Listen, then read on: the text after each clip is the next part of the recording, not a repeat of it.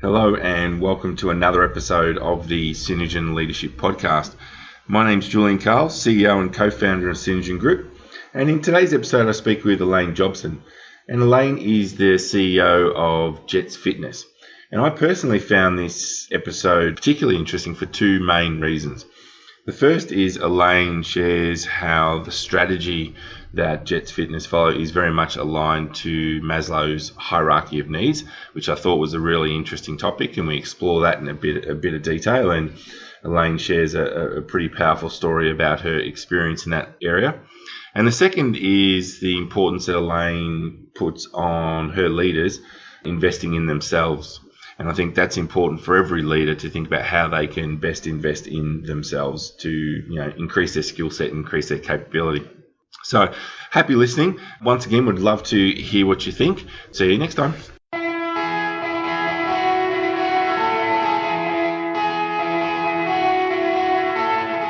Welcome to the Synergen Leadership Podcast with Julian Carl.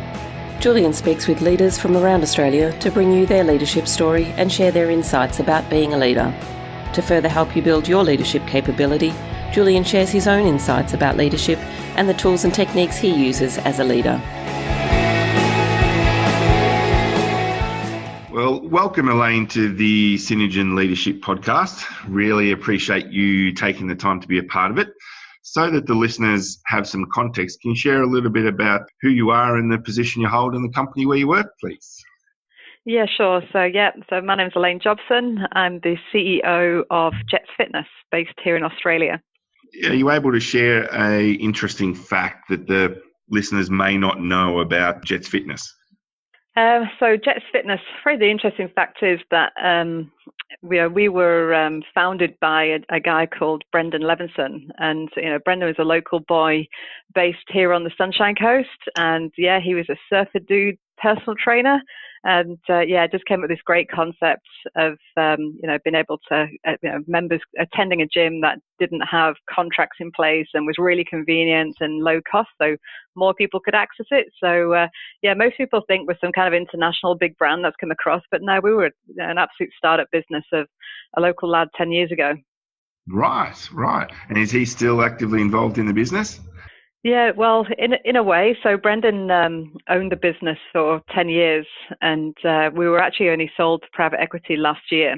So he's still a significant shareholder in the business, and obviously things have changed somewhat in our world since then. But up until very recently, he was still very much the majority shareholder of the company.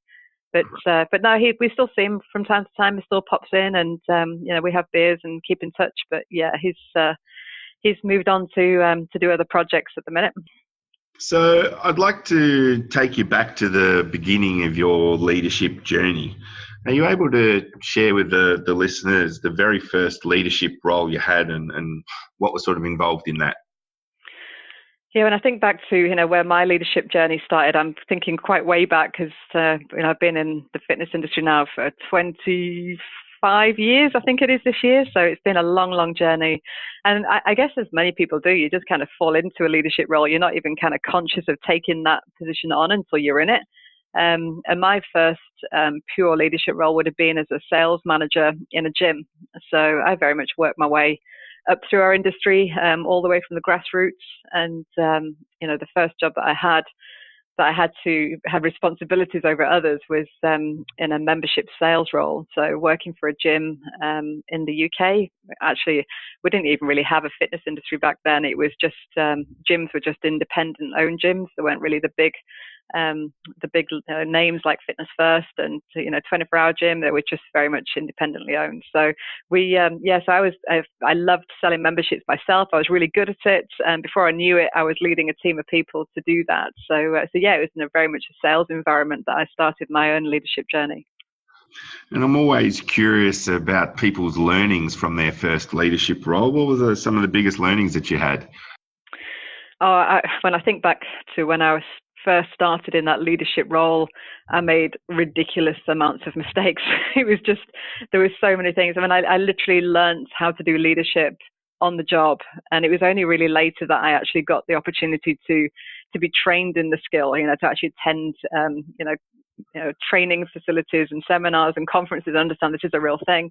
So I think probably the biggest mistake that I made in those early days was just assuming that everybody was like me. Assuming that everybody was motivated by the same things, assuming that everybody wanted the same things, that shared the same goal, were driven by the same things, and I was so ridiculously wrong. And actually, I think that's probably at that point that I knew that I wanted to always be in a leadership role. I just fell in love with the whole thought about kind of human motivation and how, as a leader, you get to influence those around you to achieve, potentially more than they can on their own. So, it was those hard lessons of not making assumptions and understanding every human being is wired very differently, but then we have a lot of things the same as well. So I kind of fell in love with it at that point. Wow, that's interesting, because as I've done quite a few of these interviews, a lot of people have actually not realised and not made that conscious decision in their first role that leadership's for them. So it's really interesting that for you it was, I love it and I'm into it. Yeah, I think for me, I fell in love with it because I actually figured out that I perform better when I'm around other people, and I can get more out of a team as a leader than I could on my own. And I could just, I quickly understood that the better I made them, the further that elevated me up. And I've made an absolute habit of that. And that's become almost my trademark of, attracting and retaining the best possible talent that I can get, because I've raised my whole career off the ability to be able to do that and to build these amazing teams. And, they've really taken me up to where I've achieved. And, fortunately, I figured that out pretty early, that, that's a great way for me to achieve, is to obviously have these great people around me. And are there any sort of significant impacts you think you had on the people that reported to you in that very first leadership role? And the very first one, so we're going back quite a long way, but I think, I still know those people. That's maybe the most telling thing, is that I built in relationships. I invested emotionally into the people that reported into me at that point. And in fact, there was a photograph that we took of us going to an awards event. And it was about, at this point, we've grown the team quite significantly. It was 20, 30 of us in this photograph. And I stumbled across the photograph the other day, and I put it onto Facebook, and I put a Facebook message and tagged in anybody that I knew was in the photo, and said, tag in anybody else that you recognize from that very kind of first leadership role that I had with that sales team. And it was just unbelievable. We almost had every single person tagged in that are still all networked, and we're all, within a friend of each other. And I thought that was quite nice to think that, although 20 something years have passed, we're all still connected, and we still have that, relationships. The relationships, you don't stop knowing somebody just because you're not working with them anymore. And the stories that were coming out were things like, oh, how cool it is. I still use that model you taught me all the way back then. And I've never forgotten those times that we spent together. So quite recently, I actually had the opportunity to receive some of that feedback and to know the impact that, obviously myself and the rest of the team had on them all those years ago, that they're still talking about some of the stuff that we did back then. It's a fantastic legacy I think you've left there.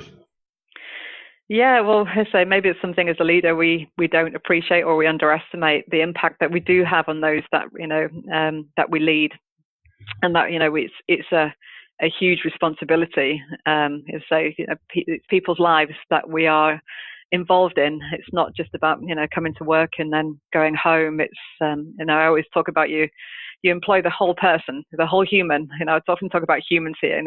We employ the whole human. It's not a start and end, and we have to invest in the whole person. So it's something that stuck with me, and very much I've taken even today. I used a lot of the same models and techniques and skills, and I'm still training a lot of the same stuff that I trained all those years ago.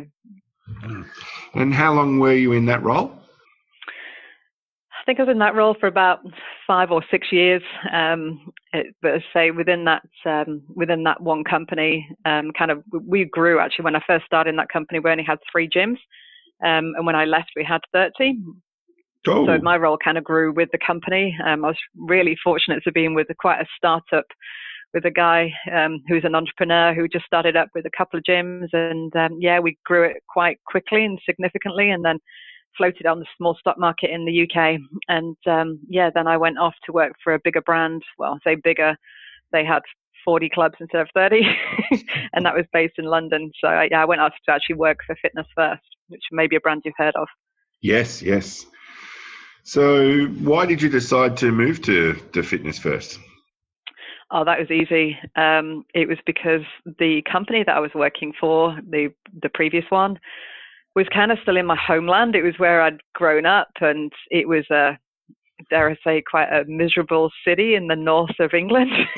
And, I had my sights set on something a bit more glamorous. So I really wanted to go and to work and live the London life.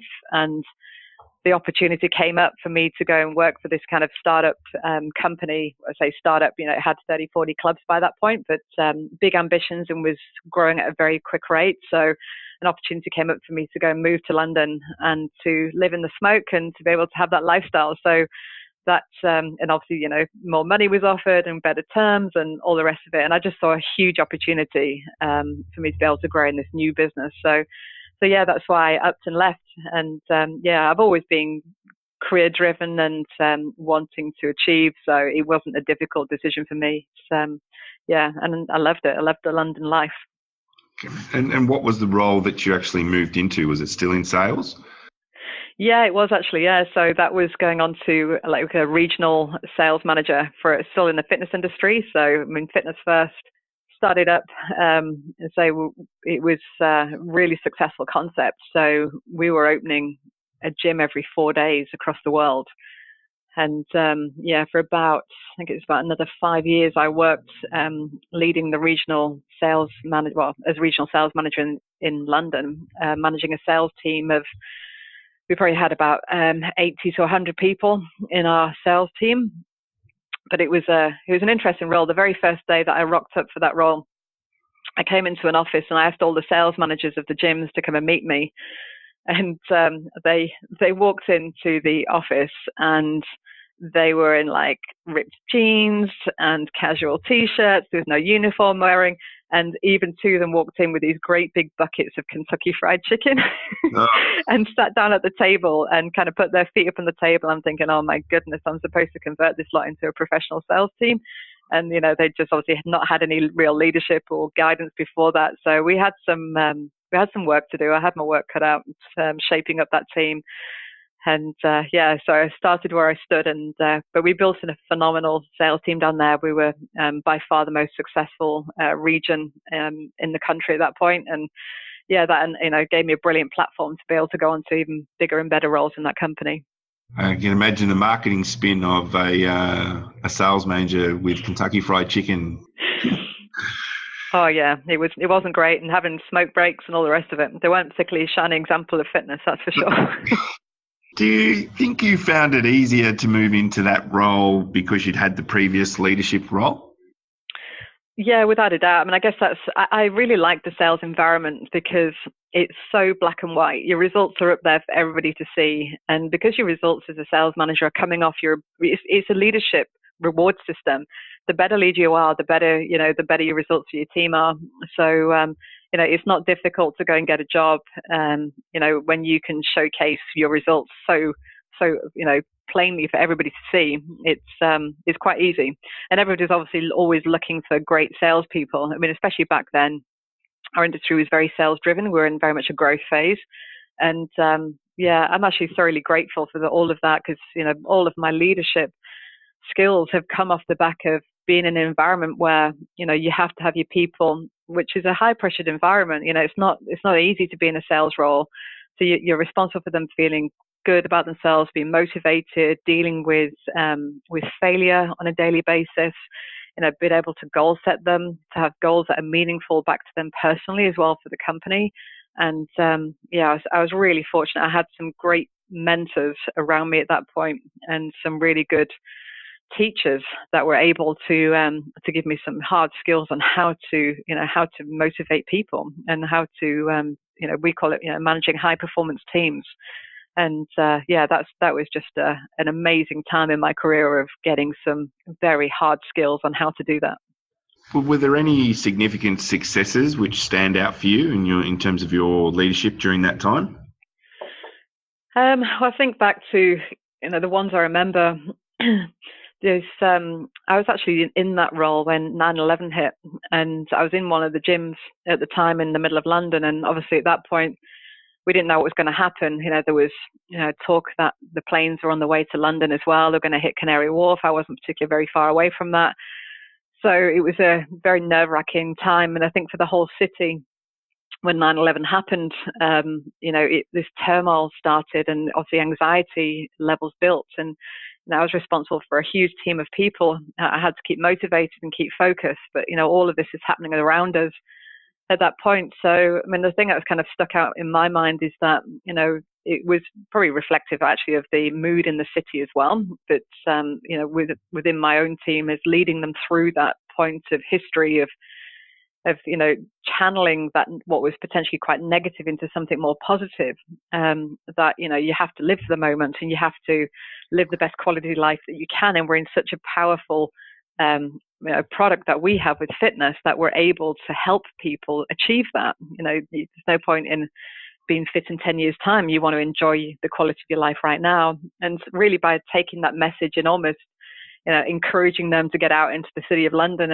and be a part of that and be a part of a positive message. We actually, and this wasn't our intention, but it was just a symptom of it, that we quadrupled our performance for what our sales budgets were for that month. We did 4 times as much, and it was a record that the company never achieved again. But I think it was born off just the sentiment that was in the city, being able to lead the team through that and to rechannel what could have been quite negative into something more positive. So I think, for my personal success in that role, that's what it would be about. It was just that memorable, once in a lifetime situation that would never be repeated, but it will always stay with me. Biggest learnings from that role? I think, I learned a lot. I would say that I cut my teeth in that regional sales role. I had to manage a lot of different cultures. So, I was looking after gyms that were in some of the most prestigious and, highly priced suburbs of London, all the way through to Brixton, Tottenham, where you were dealing with riots and you were dealing with a lot of poverty. So obviously the salespeople often reflected the different populations in the different suburbs. So I had to get across managing a lot of cultural diversity very quickly. And I think that really set me up for everything else I did from then, because the role that I took after that was into Europe to help with a situation that we had going on over there. And I don't think I could have done that move if I hadn't had that foundation of just really learning how to work with different types of people and still be able to get them to perform, but understanding in different ways. And it's just, you can't beat being amongst cultural diversity to expand your ability to work with people. Yeah. All right. Well, what I'd like to do is bring you forward to where you are now, and wondering if you can give the listeners any more detail about, Jets Fitness, how many locations, and sort of just a few key points. Yeah, sure. So Jets is, it's an Australian company born and bred, born on the Sunshine Coast in Queensland, but we've obviously expanded pretty quickly off that. So at its peak, Jets was opening a club every week. So it very quickly grew to over 250 locations. We're also international now. So we have just short of 60 gyms in New Zealand. We've just gone into Thailand. We've got 8 clubs open in Thailand, and we're in the UK and the Netherlands as well now. So we're opening about a club a month in the UK, and we've got about 5-6 clubs open in the Netherlands. So we're kind of very, very established, obviously, in Australia. Most people know our brand, especially in the likes of Queensland, Perth and Victoria, where we dominate. But it's the brand itself, I believe is well respected in Australia. We are what I'd like to coin as a good profit business. We put the customer first. That's shown through the fact that we don't do lock-in contracts. We don't do, we call it work out on your terms. As in people can come any time of day they like. It's over 24 hours a day. They're in really convenient locations with based very close where people live or work. And it's been an amazing success story for Australia. I think Jets, and it's a true Australian business, and with a lot of Australian heritage. Especially coming from Queensland, and even our support office here is 150 yards from the beach. So it's we're based in Mooloolaba, and up until a year ago, owned by Brendan Levinson, who is the founder. Although we're now owned by a group, private equity called Quadrant Private Equity, who have really created something quite unique in Australia, where a fitness and lifestyle group is the group that now holds many of the different fitness brands. So we got purchased by them, and Fitness and Lifestyle Group now own Fitness First. They own Good Life. They bought Go Fitness, Hypoxia, Zap Fitness. So a lot of people don't know that, but a lot of the brands now, the fitness brands in Australia, are all owned by the same group, the Fitness and Lifestyle Group. Wow, that's quite interesting, isn't it? Because you'd never get that. Yeah, it's quite unique, actually. Oh, it's obviously a lucrative market. It certainly is. Yeah, we're still growing. You look at the Australian fitness market. It's projected, it's still growing at a rate. This year will grow about 2.8%. Next, it's forecast to grow, averaging about 5 to 6% now for the next 5 years. It's a $2.2 billion market. So it's still very much in its growth phase. As much as people go, there's a gym, springing up on my doorstep every other day.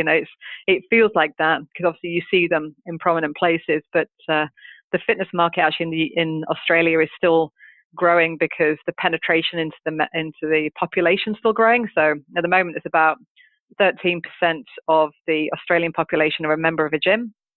Whereas if you look at the likes of the States, that sits more like the 20%.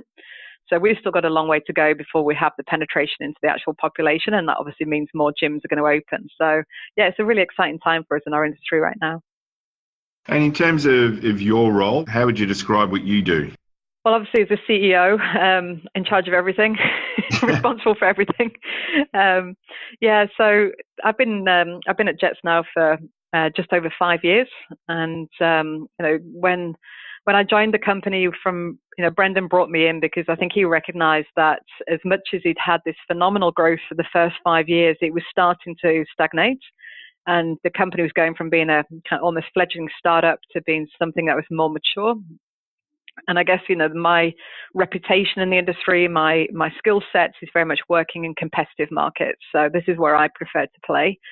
And so Brendan kind of brought me in with the idea of obviously preparing the company for its next phase of, being able to operate in a more competitive market. So my role has really been that, transitioning the business from being, very much a growth business to being more of a mature business, and obviously getting it back to growth. And I've built up an amazing team of people around me. So I'm quite known for bringing in people that I've worked with before. So although I have a team of 6 heads of departments, 2 of those people have come from companies that I used to work for, or have been with in the past, and I've dragged them all over the world. And like Eddie, who's my head of technology here, worked for me in South Africa, and then worked for me in Malaysia, and now he's working for me here. So I like to have people around me that I know. Okay, and obviously they bring a skill set which you really value. Yeah, it's like it's hard to describe. I guess it's like a family. As when you work in a senior role in a business, I call it my inner circle. Your inner circle becomes really tight, and they know everything about you. They know what you're thinking before you're thinking it. And that is incredibly valuable when it comes to, making huge amounts of change in a business, because you don't have to get through that whole getting to know you stage. You can hit the ground running. So I don't build my whole team from people that have worked with me before, because I don't think that's healthy either. I think you need to have people that also understand the local market and that understand the local business. So I balance it out. Half of them will have worked with me before, and half of them will come in new. And that's very much the team that we've built here. But obviously, we're all, we've worked together now for 5 years, so we're pretty tight. I'd like to explore some of your more sort of broader general views on leadership. What's the biggest myth about leadership that you've come across? I think the myth that a lot of people have about leadership is their motivation to want to be a leader. So I think sometimes it can be construed as having power and control, and being able to make all the decisions and have people do what you say to do because of the role that you have, because you are in the leadership position. And I don't think you could be further wrong from that perspective, because the role of the leader isn't obviously to make the decisions and to have everything done your way. Your role is to engage every single resource that you have around you, and to be able to access even people that are smarter than you, to be able to make the best decision for everybody in the company, and understanding that includes many different stakeholders. That's everything from the people it employs through to the people that own it, through to the people that are customers of it. So I think sometimes people think it's great, I've got a leadership role, now I can just do what I want to do and I don't have to consult, and I can be in charge and in control, whereas actually it's not like that at all. You're almost coming up the back, having to put ahead of you and think about every other person apart from yourself when you're leading a company. How do you describe yourself as a leader? I think if I was going to ask my team of people, how do I lead? I would say collaboration. I'm very collaborative. I definitely am better with my team than without them. So the skill set as a leader that I've got is being able to harness a team of people to be able to achieve something that would never be achieved if they weren't harnessed. So I'd say, collaboration and, very consultative and involved, and, I can squirrel into the minutiae detail and, go into a gym and go onto the front of house computer and have a look at what's going on, all the way through to, obviously, sitting with the private equity in a boardroom and, being able to obviously strategize across the whole company. I guess that's my upbringing of being, coming from the ground up, that I've got a lot of knowledge around the whole business, and I'm just as comfortable in the front line in the gym as I am in a boardroom now. So I think, collaboration, involvement is probably the style of leadership that I have. And is that something you've deliberately fostered once you've worked out that that's one of your strengths? Have you deliberately tried to focus on that? Yeah, I think it is understanding what you bring to the team, and I equally understand what I don't bring. So, obviously with my background in sales, marketing, and operations, that I bring a lot of that practical knowledge into this team, and that might mean it's like today, my marketing head of marketing walking in and saying, I'm trying to create this sales tool. Can you just give me some advice of how to do that? Because she knows that I've sold 20,000 memberships. All the way through to understanding that, when it comes to, which next point of sale system should we put in place, I'm low on the pecking order of, whose advice you're going to get, and understanding that there are people in my team that have got far better knowledge and experience in that role. So I think it's just knowing what you're adding in, and also knowing what you're not. Just because I'm in the leadership role doesn't mean that I should just make the decision and get my way. It's being able to extract that expertise and experience from other people. Because of the work that we do in terms of, we train a lot of organisations and leadership capability and things like that, I'm always curious about any particular models, methodologies, frameworks that leaders use, because I'm always interested in the practical application. So are there any that you use and find really useful? Yeah, I'm actually, there's 3 that I use, and I use them every single day. And in fact, our whole strategy has been modeled off the back of Maslow's. So Maslow's hierarchy, obviously, the hierarchy of human needs, is the most brilliant model within my industry. And the reason for that is that it's about how to achieve human happiness. And when you think about our members are humans, and our people and our teams working in the clubs are humans, it's the perfect model. So in fact, the whole strategy, as I say, for the last 4 years has been built off that. And that's proven so successful for us that, when we're thinking about our members, to put it into some context, we want them, it's our vision to be Australia's most loved gym. So how do we become the most loved? Well, we need to be loved by obviously our people and our members. So we know that for them to feel happiness and to feel love, they need to go through these certain levels of their needs being achieved to move on to that next level. So we do things like when our members come in our gym, we think, well, how do we make them feel safe and secure? Thinking about the bottom run of Maslow's.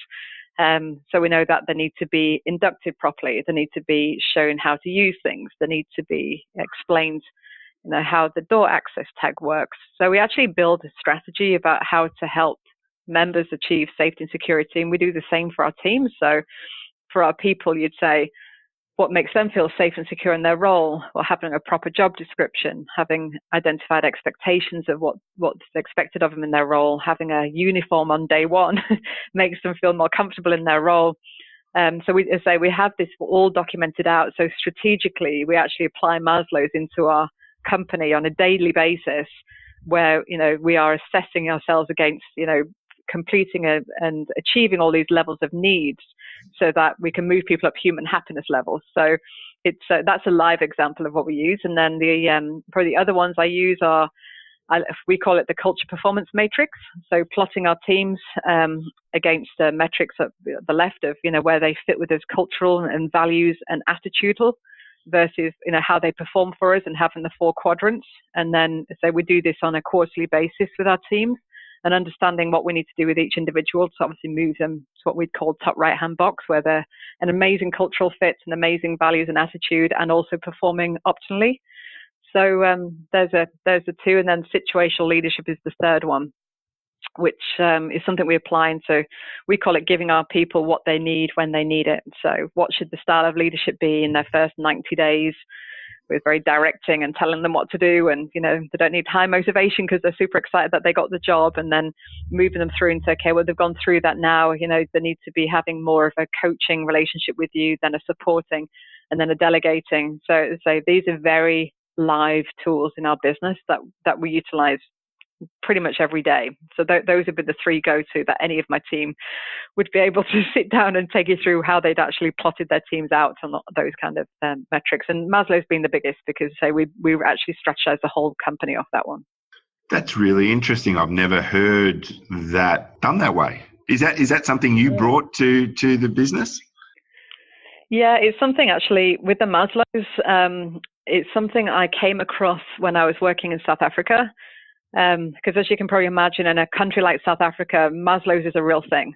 This is when my situation in South Africa was that Richard Branson had bought a company. He acquired a company that had gone into liquidation, that had 5,500 employees and 650,000 members. It was a big gym chain, and it had gone through quite an aggressive leadership style before it was gone into liquidation. So there was a lot of people working in that company that were very scared, very intimidated by leadership, weren't able to give great service to their customers because they weren't sure about their own job security. So when we actually went across there, and I was part of the leadership team that Richard had appointed to be able to improve the culture and improve the performance of the company, it was a lesson I learned very quickly, because I was working on things to improve their spirits and to improve their happiness.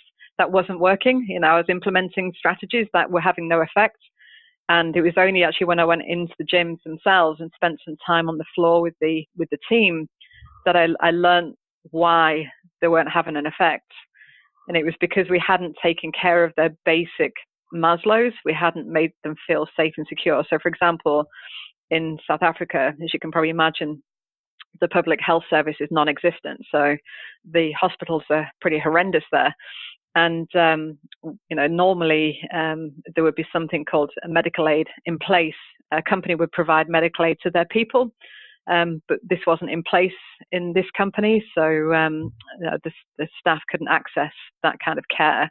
And it actually transpired when I was in one of these gyms that one of the maintenance guys stabbed himself with a screwdriver by accident and cut his arm. And he came to us and said, I've done this accident. It looked like it needed stitches. So we cleaned it up and sent him to the hospital.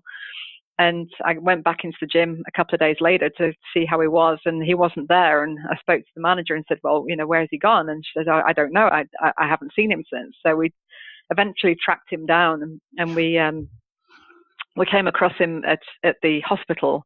And what had happened was he'd been waiting for 2 days to get his arm seen to, because he didn't have the private medical insurance. So he just joined the queue and been waiting there, merely in the waiting room. And gangrene septicemia had set into his cuts, and it obviously got infected. And he actually ended up losing his arm from his elbow down. So he had to have it amputated for that reason.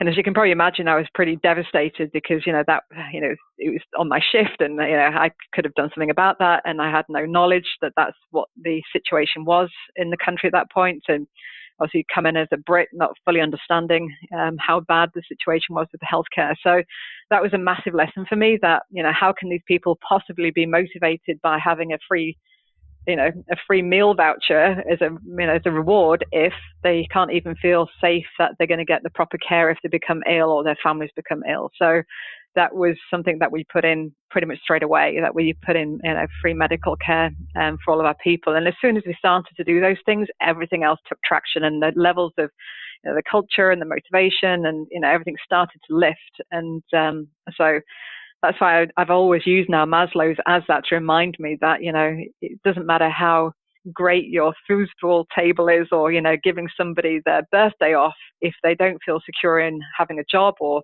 what their job is, or when I get paid, am I getting paid the right rate, then, there's nothing else they can do with their motivation level. So it was a harsh lesson, but one that was thoroughly learned over there. Wow. That's really puts it in perspective, doesn't it?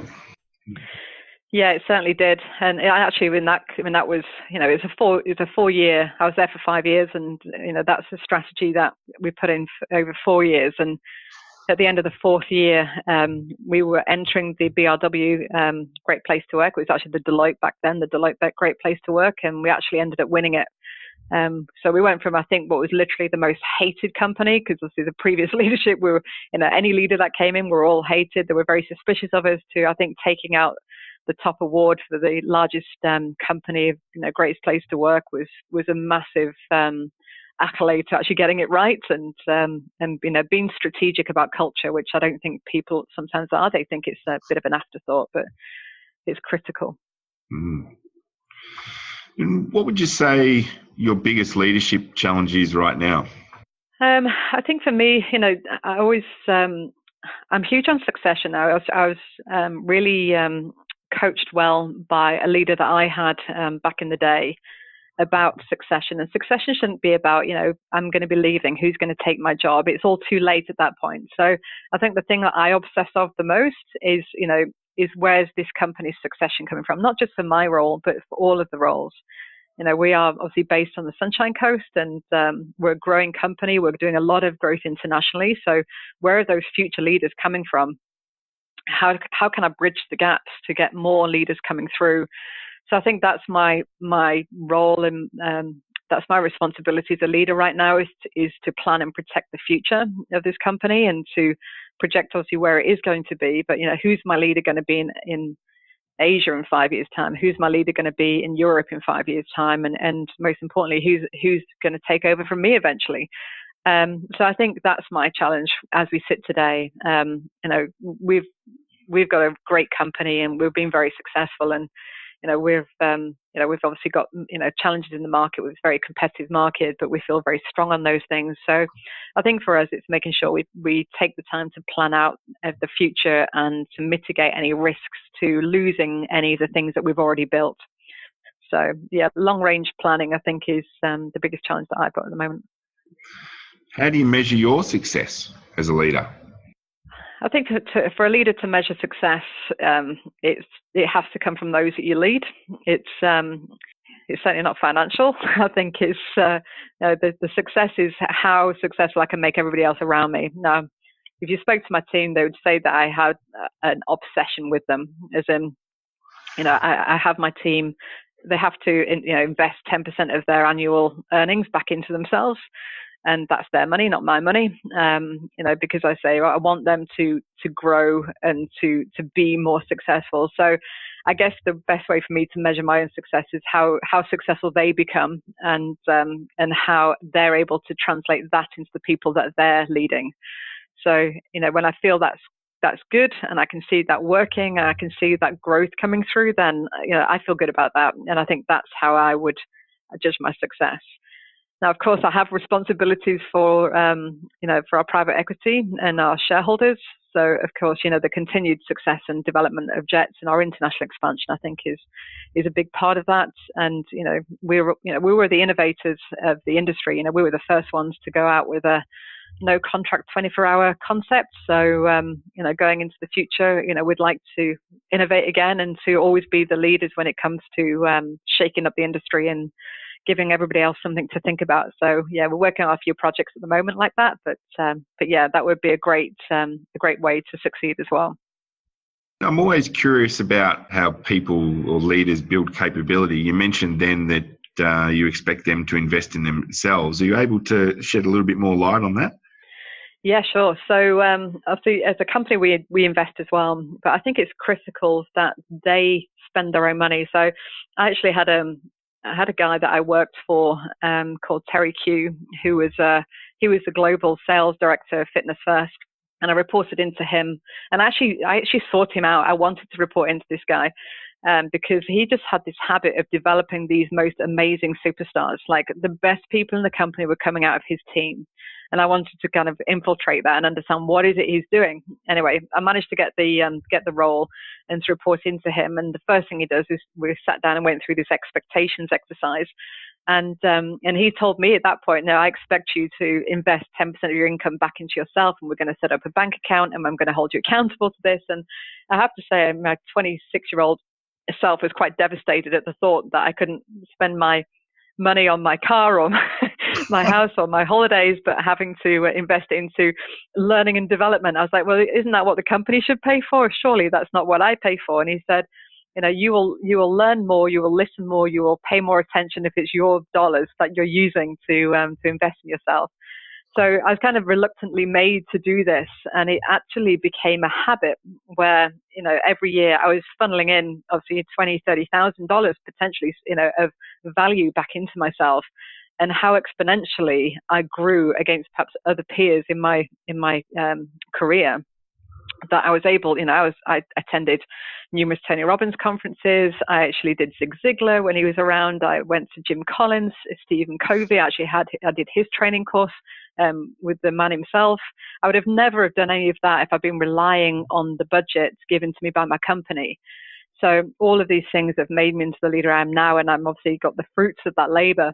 But I'm just massively grateful to be made to do that, which has now become a lifetime habit. And that's what I'm passing on to my team now is having them have the opportunity. So I think, in terms of what that money gets spent on, they have a lot of latitude, and it could be anything from subscribing to the Harvard Business Review all the way through to, going overseas and attending a leadership conference, but it has to show up in their role. So it needs to be things which are going to be helping them do their own jobs better, help them as a leader, help them with a skill set.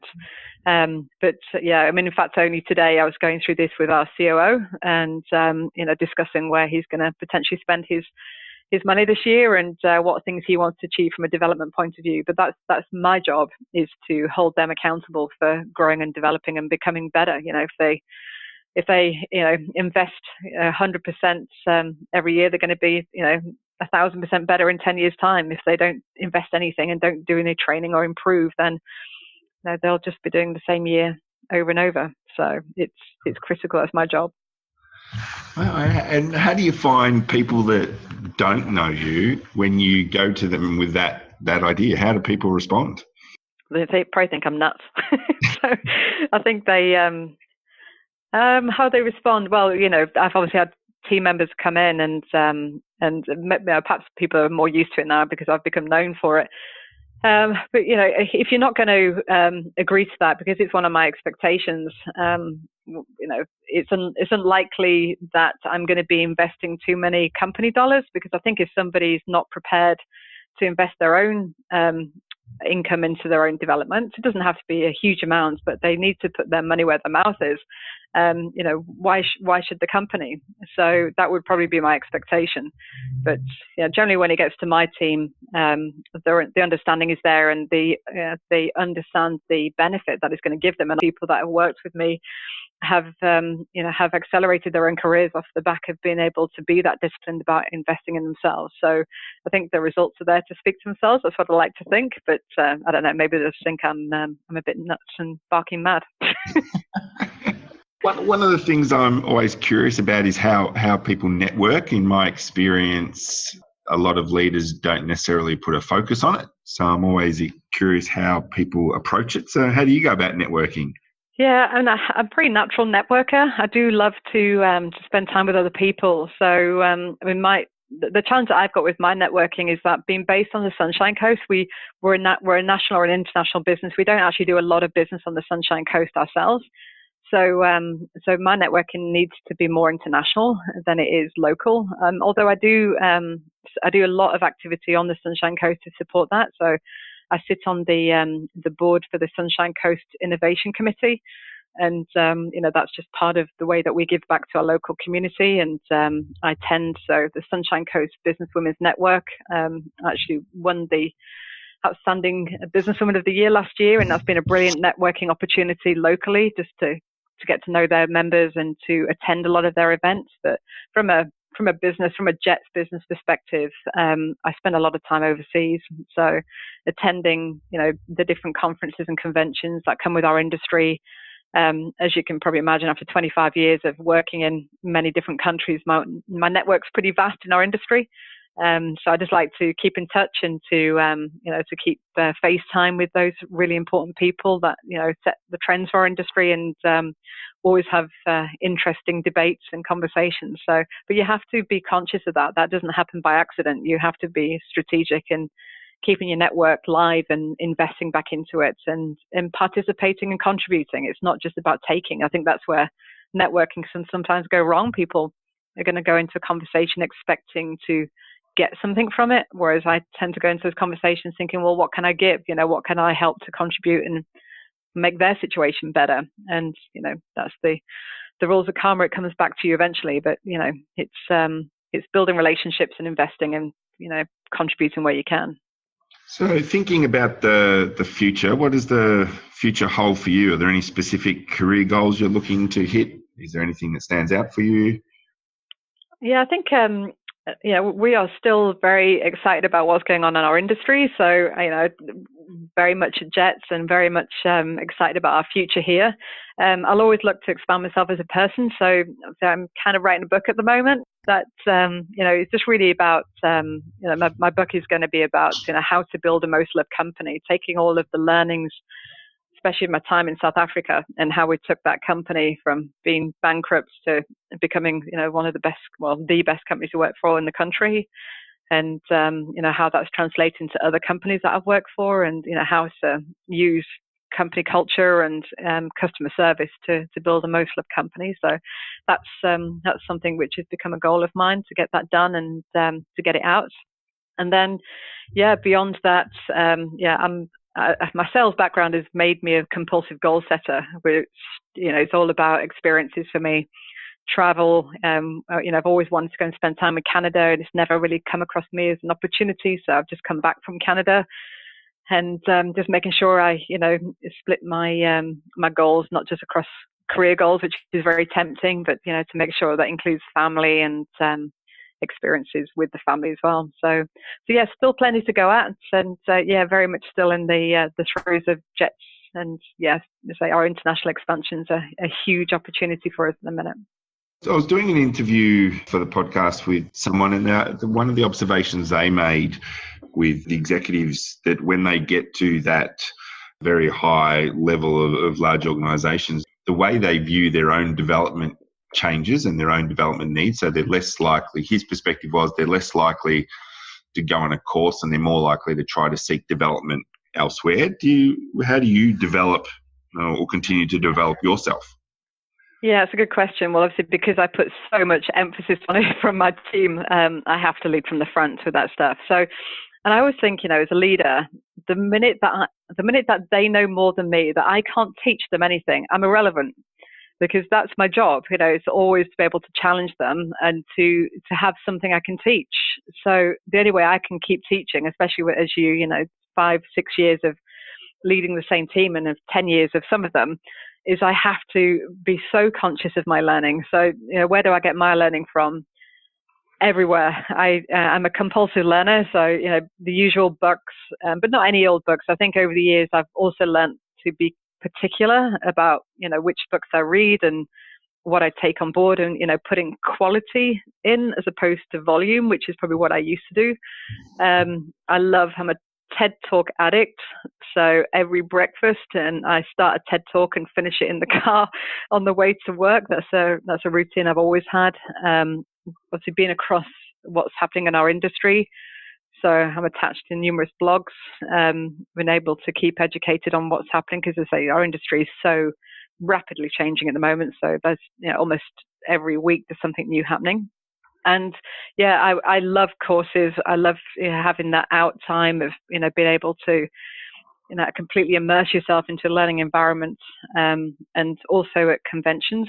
So I made a point this year of going to all of our fitness conventions on my own and attending the sessions on my own, to be able to just give that undivided attention, sitting at the back, with nobody around me, not knowing who I am or, how I'm attached to the industry, just being able to listen and observe. And so I think it's just been purposeful with that, with your learning. Yeah, it's actually quite depressing to think that some people do that, that they learn less the further up the chain you go, because it actually needs to be the reverse. Yeah. The further up you have, the more people reporting into, the longer those people report in, the more chance you've got of becoming irrelevant. So the more and more pressure builds for me to keep on learning and providing new things for them. Yeah. You mentioned that your industry is changing rapidly. What challenges do you think the industry sector is going to face in the coming year? Yeah, well, it's changing rapidly, but it's changing for the better, thank goodness, because we did go through a period of time where it was becoming very beige. A lot of people were doing the same all the time. It was just becoming big boxes with rows of equipment and not a lot of service focus and not a lot of innovation. Technology didn't really feature, and it was just almost like a bit of a race to the bottom on price. Everything became about discounting. So that was not a world I was particularly finding fun.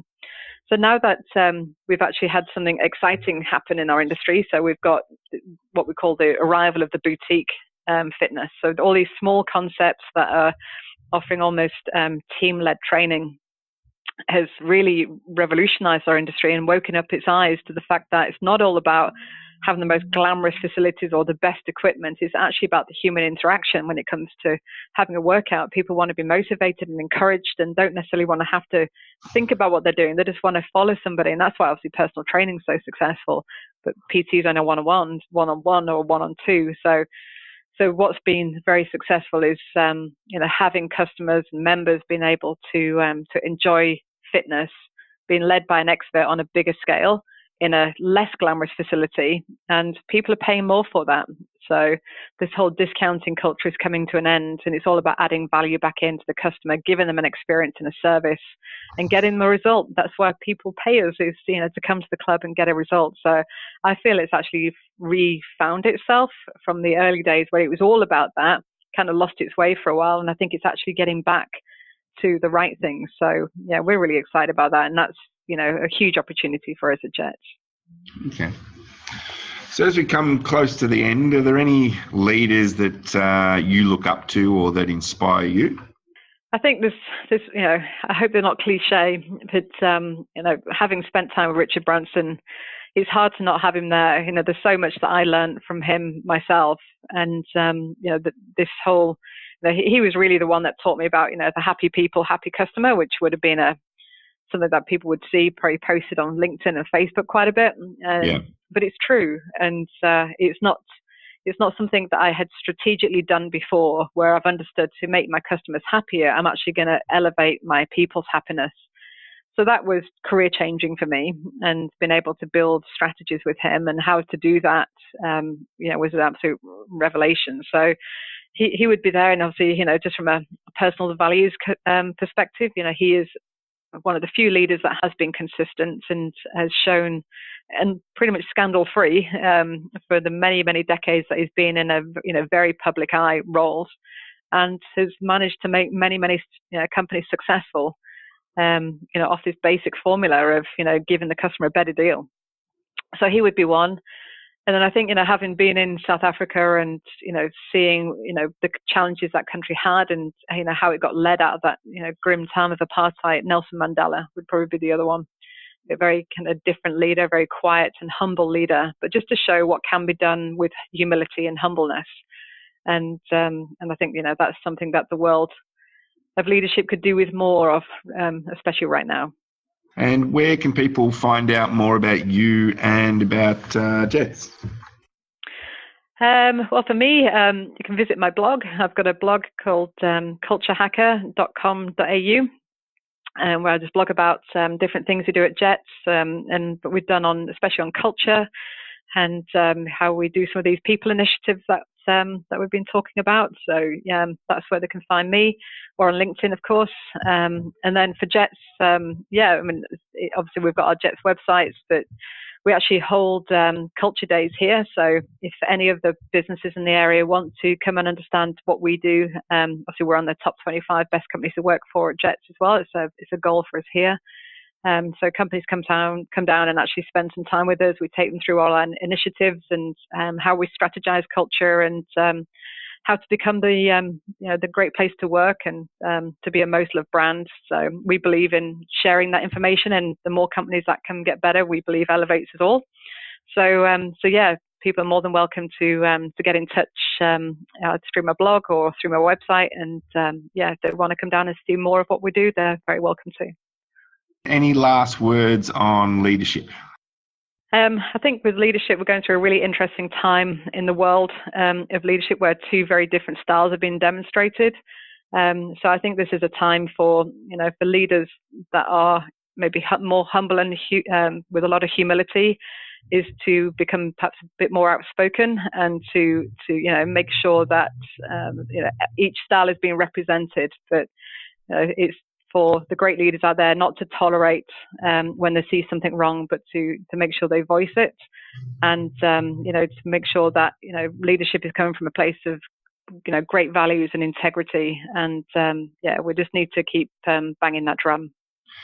Well, Elaine Jobson, thank you so much for being a part of the podcast. All the best. Thank you. No, it's been an absolute pleasure. Thanks for the opportunity. Well, that wraps up another episode of the Synergen Leadership Podcast. I trust you found it interesting. A couple of things. If you could go online and leave a review of the podcast, that would be great. Really help us in spreading awareness of the podcast. Happy for you to connect with me on LinkedIn. I'm pretty easy to find. And if you want to shoot me through an email, Julian@synergengroup.com.au. See you next time.